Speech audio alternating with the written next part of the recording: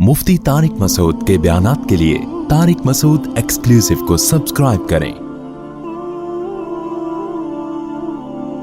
Tariq Masood exclusive.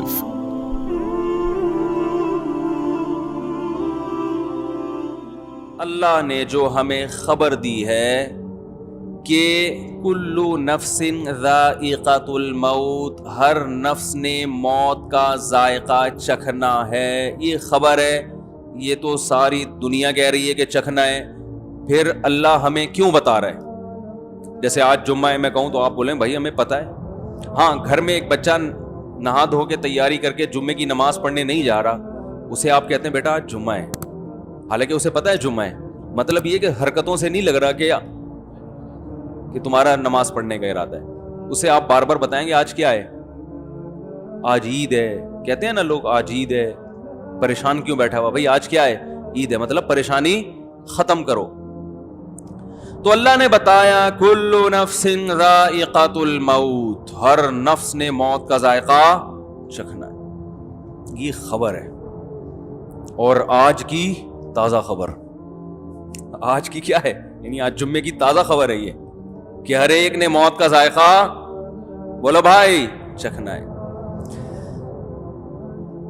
ये खबर अल्लाह ने असल में जो दी है ना, इसके अंदर बहुत से ऑर्डर छुपे हुए हैं। एक ऑर्डर नहीं है बल्कि बहुत सारे ऑर्डर हैं। नंबर एक कि ये तो तुम्हें पहले से पता है कि मौत का जायका चखना है, लेकिन तुम्हारी हरकतों से लगता है कि तुम्हें ये यकीन है कि मौत का जायका नहीं चखना। जैसे जुम्मे के दिन कोई नहा धो ना रहा हो, या किसी बच्चे के इम्तिहान सर पे खड़े हैं और वो बंटे खेल रहा है, डब्बू खेल रहा है, तो अब्बा कहेंगे बेटा कल तुम्हारा पेपर है। हालांकि उसको पता है कि पेपर है, लेकिन उसे याद दिलाने के लिए कि भी क्या कर रहा है भाई, तो बच्चा कहेगा अब्बू मुझे तो पता है कि कल पेपर है, पहले से पता है। तो बेटा हरकतों से लगता है कि तुम्हारा ये ख्याल है कि कल पेपर नहीं है। जिनका कल पेपर होता है उनकी हरकतें ऐसी नहीं होती। तो अल्लाह भी बता रहे हैं कि हर नफ्स ने मौत का जायका चखना है। ए अल्लाह हमें तो पहले ही पता है, हमें क्यों बता रहे हैं? अल्लाह कह रहे हैं इसलिए बता रहा हूं कि तुम्हारी हरकतों से लगता है कि तुम्हें ये खबर है नहीं। तुम्हारी हरकतों से लगता है कि तुम में से हर शख्स क़यामत का ऐलान करके दुनिया से जाएगा।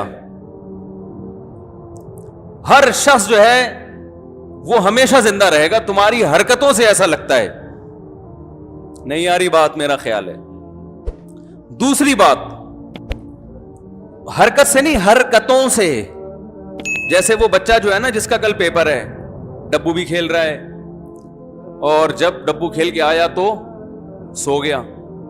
तो एक हरकत से लग रहा है कि कल पेपर नहीं है, या हरकतों से? एक हरकत होती है ना तो हम कहते हैं इस खेल छुड़ा दो, वो तो सारी हरकतें ऐसी हैं जिससे लगता है कि ये इसके जहन में है ही नहीं कि कल पेपर है।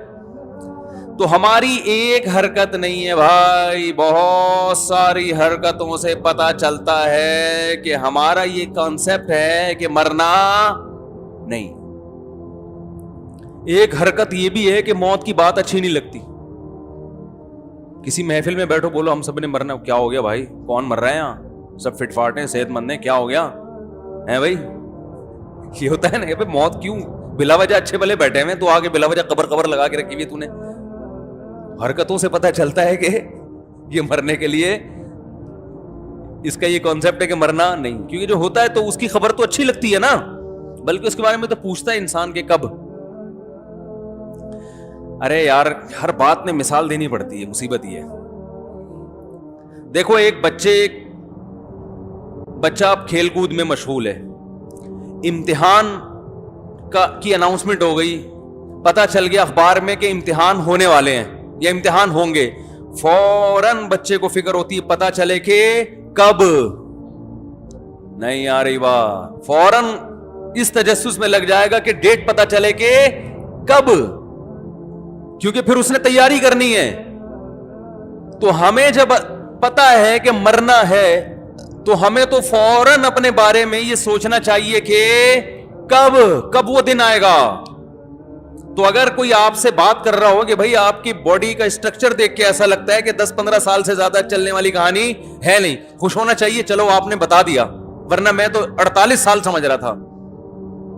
लेकिन गुस्सा आएगा कि नहीं आएगा? کوئی کیسی باتیں کر رہا ہے بھائی؟ کیوں بلا وجہ بیٹھے ہیں؟ اچھی اچھی باتیں کرو. کیا کرونا لگا کے رکھی ہوئی ہے کہ لوگ مجھے بھی یہی کہتے ہیں کہ یار ہر وقت کرونا لے کے بیٹھے ہوئے, کرونا سے ڈرا رہے ہو. کرونا سے تھوڑی ڈرا رہے ہیں, موت کی تیاری کے لیے آپ کو کہہ رہے ہیں کہ پہلے سے تیار. نہیں مرے تو اچھی بات ہے, مر گئے تو پہلے سے توبہ طائب کر کے نکل لیں گے. کیا خیال ہے؟ یہ کہنا چاہ رہے ہیں جو آپ سمجھ نہیں پا رہے. تو دوسرا ہم یہ بھی کہہ رہے ہیں کہ اللہ مارے تو ٹھیک ہے, خود سے مرنے کی زبردستی کوشش نہ کرو نا. تیاری, جتنی تیاری کا ٹائم مل جائے اچھا ہے نا. ارے ایک بچے کو بتایا جائے کہ جنوری میں پیپر ہیں, وہ کہے گا یار اچھا ہے 4 مہینے بھی تیاری کے لیے ہیں, اور اسے آپشن دیا جانی جی کل ہی پیپر ہے, تو کہے گا یار تھوڑا ٹائم دے دو تو اچھا ہے, اچھے نمبر آ جائیں گے. تو ہم بھی کہتے ہیں زندگی کا تھوڑا ٹائم مل جائے تو جنہوں نے توبہ نہیں کی ہے وہ توبہ کر لیں. کیا خیال ہے؟ کچھ اپنے اعمال کو سیدھا کر لیں, کیونکہ ابھی فوراً مر گئے تو میرا خیال ہے ہم میں سے کوئی ایسا نہیں ہے جو اتنا نیک ہو کہ سیدھا کہاں جائے, جنت. کچھ ہم لوگوں کے اعمال کو اتنے اچھے تھوڑی ہیں. تو اللہ نے ہمیں جو موت کی خبر دی, اس خبر میں بہت سارے آرڈرز چھپے ہوئے ہیں. ایک آرڈر یہ ہے کہ تمہاری, یعنی آرڈر کیا ہے, تمہاری حرکتوں سے لگتا ہے کہ تم مرنے کے لیے تیار نہیں ہو. نمبر 1, وہ حرکتوں میں ایک حرکت کہ موت کا تذکرہ اچھا نہیں لگتا. یہ بھی ایک بڑی غلط حرکت. حالانکہ اہل اللہ جتنے بھی ہیں, دیکھو قرآن ٹینشن بڑھانے کی کتاب ہے, ٹینشن ختم کرنے کی کتاب ہے. ختم کرنے کی ہے نا, ٹینشن بڑھانے کی ہوتی تو یہ تو پھر ایک عیب ہے نا. لیکن عجیب بات ہے, قرآن میں موت کا تذکرہ بہت ہے. تو لوگ کہتے ہیں موت کے تذکرے سے ٹینشن بڑھتی ہے. میں کہتا ہوں بڑھتی ہے تو قرآن اس کا تذکرہ بار بار کیوں کرتا ہے؟ موت کے تذکرے سے ٹینشن کم ہوتی ہے میرے بھائی, بڑھتی نہیں ہے. بہت مشکل ہے یار. آپ بھی بول رہے ہیں کہ مفتی صاحب کیسے دعوے کر رہے ہیں یار. موت کے تذکرے سے ٹینشن کم ہوتی ہے, بڑھتی نہیں ہے. کیوں؟ جب بار بار موت کا تذکرہ, تو انسان اس دنیا سے دل لگانا چھوڑ دیتا ہے. اور ٹینشن کی بیسک وجہ ہی دنیا سے محبت ہے. ارے جس محبوبہ سے محبت ہو اور اس کے بارے میں یقین ہو کہ یہ محبوبہ بچھڑ جائے گی, تو اس سے انسان کی ٹینشن کم ہوگی یا بڑھے گی؟ یہ محبت تو زہر ہے. دوستی لگا رہے ہو کہ پتا ہے کہ یہ ساتھ چھوڑ دے گا. ایک دوست وہ ہوتا ہے جس کے بارے میں پتا نہیں ہوتا, جب ساتھ چھوڑتا ہے تو پھر آدمی کہتا ہے یار یہ کیا ہو گیا. اور ایک دوست وہ ہوتا ہے جس کے بارے میں پہلے سے پتا ہے کہ یہ ساتھ چھوڑ دے گا. اس سے دوستی لگانا تو پرلے درجے کی بے وقوفی ہے یا نہیں ہے؟ بہت بڑی بے وقوفی ہے. تو اللہ نے بار بار موت کا تذکرہ کیا قرآن میں, بار بار. یہ دنیا نہیں, کوئی بھی ڈیلنگ ہو رہی ہو نا, پیسوں کا کوئی بزنس ہو رہا ہے, آپ کا بزنس ہو رہا ہے, گاڑیوں کا کاروبار ہو رہا ہے, یار وہ یہ گاڑی مجھے جو ہے نا 20 سال کی قسطوں پہ چاہیے. یار 20 سال کا کیا پتا زندہ رہیں یا نہیں رہیں. فوراً بولنے کا اثر پڑتا ہے انسان پر, آہستہ آہستہ ذہن بنتا ہے. کچھ کم کر لو, 10 سال پہ لے آؤ. کسٹمر 20 سال کہہ رہا ہے, آپ کس پہ لے آئے؟ 20 سال میں تو بھائی 10 سال پہ لے آؤ. 10 سال پہ آ گیا تو بولا یار بھروسہ تو اس کا بھی نہیں ہے, تو اب آپ ایسا کرو, اگر آپ اس دوران مر گئے تو کیا ہوگا؟ یہ قسطیں تمہارا باپ بھرے گا. مطلب یہ کہ یہ قسطیں کون بھرے گا پھر؟ صحیح ہے نا. یہ تو میں یہاں تمیز سے بات کر رہا ہوں, آپ نے باپ ہی کا حوالہ دینا ہے, ورنہ وہ مانے گا نہیں. یہ نا مالی معاملات پہلے سے کیا کریں. میں لوگوں کے مالی معاملات دیکھ کے حیران ہو رہا ہوں کہ ایسے بڑے بڑے سودے کر رہے ہیں اور ایسے کرتے ہیں جیسے ان کو یقین ہے کہ میں نے زندہ رہنا ہے. او بھائی ابھی لکھو, ابھی میں مر گیا تو کیا ہوگا. مجھے ایک بینک والے آفر کر رہے تھے کہ آپ قسطوں پہ مکان لے لیں نا. بینک والے کہہ رہے تھے کہ ہم آپ کو آسان قسطوں پہ ایک مکان دلوا دیتے ہیں. میں نے کہا کتنے سال کی؟ انہوں نے کہا کہ اتنے سال کی. میں نے کہا اگر میں کل مر گیا, یعنی آج ایگریمنٹ کرتا ہوں اور یہ قسطیں بھرنا شروع کرتا ہوں, اور میں 3 مہینے بعد مر گیا, پھر کیا ہوگا؟ تو لوگ ایسے سوالات سے کیا کرتے ہیں, ایک مثال دے رہا ہوں میں, تعجب کرتے ہیں کیوں بھائی, کیوں مر گئے بھائی. مر سکتا ہے کوئی بھی, کسی ٹائم مر سکتا ہے. اس کا پہلے سے بتاؤ کہ ہو گیا کیا. اگر ہم بالفرض لے لیں آپ مر گئے. ایک صاحب نے مجھے کہا, کسی بڑے محکمے میں تھے, کہ ایک پالیسی ہے یہ خرید لو, میں یہاں بیٹھا ہوں, میں ہوں جب تک آپ بے فکر رہیں. میں نے کہا آپ جب تک ہیں, اس کا مطلب اگر آپ کا انا للہ ہو گیا تو پھر مجھے تعجب سے دیکھتے ہیں. بھائی ہم کسی ایسے کام میں اپنے آپ کو نہیں ڈال سکتے جس میں میری موت یا آپ کی موت کی صورت میں پیچیدگیاں کھڑی ہو جائیں. نہیں آ رہی بات بھائی. ایسی ڈیلنگ ہو کہ آج آپ مر گئے تو کیا ہوگا, مجھے پہلے اس کا جواب چاہیے. آج میں مر گیا تو یہ پیسے ریکور کیسے ہوں گے, مجھے اس کا جواب چاہیے. کوئی بھی کسی بھی ٹائم مر سکتا ہے. دنیا میں ہر کام کی گارنٹی لی جا سکتی ہے بھائی, موت کی کوئی گارنٹی نہیں لے سکتی. ایسے ایسے مرتے ہیں, اور اتنے واقعات اپنی آنکھوں سے دیکھ لیے ہیں پھر بھی یقین کر کے بیٹھے ہوئے ہیں. کرایہ دار کو جب گھر لے کر آؤ نا تو اسے پہلے بتا دو میں مر گیا نا تو یہ ہمارا ایگریمنٹ کیا ہے, ختم. پھر میرے بچے آپ کو چاہیں نکالیں, آپ کو چاہیں رکھیں, پہلے بتا دو. ہر چیز میں موت کو ڈاکومنٹ میں لازمی لے کر آؤ. ہر ڈاکومنٹ میں مرنے کا تذکرہ لازمی ہونا چاہیے, جو کہ ہمارے نہیں ہوتا. پھر اتنی پیچیدگیاں. وراثت کی ایک تقسیم ہو رہی تھی, میرے پاس کیس آیا, انہوں نے کہا کہ یہ جو بڑا بھائی ہے مشترک مکان ہے, اوپر والے پورشن پہ گھر بنائے گا. تو میں نے کہا مجھے ایک بات بتاؤ, یہ گھر بنایا رہنے کے لیے اور مر گیا,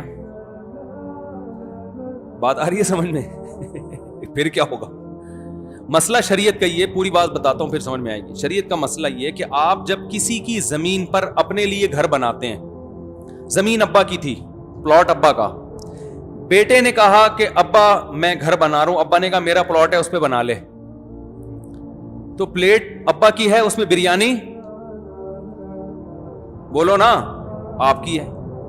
تو جس کی پلیٹ ہوتی ہے اس کو ہر وقت اختیار ہوتا ہے کہ اپنی پلیٹ کو خالی کرنے کا حکم دے دے کہ بھائی میری پلیٹ مجھے واپس کرو, اس میں نے قورمہ ڈالنا ہے. ایسا ہی ہے نا. تو شرعی مسئلہ یہ ہے کہ کسی کے پلاٹ پہ جب آپ گھر بنائیں تو جو جس کا پلاٹ ہے اس کو ہر وقت اختیار ہے کہ وہ گھر توڑ کے کہ اپنی تعمیر توڑ کے لے جاؤ یہاں سے, اس کو ہر وقت یہ رائٹ حاصل ہے, ہر وقت حق حاصل ہے.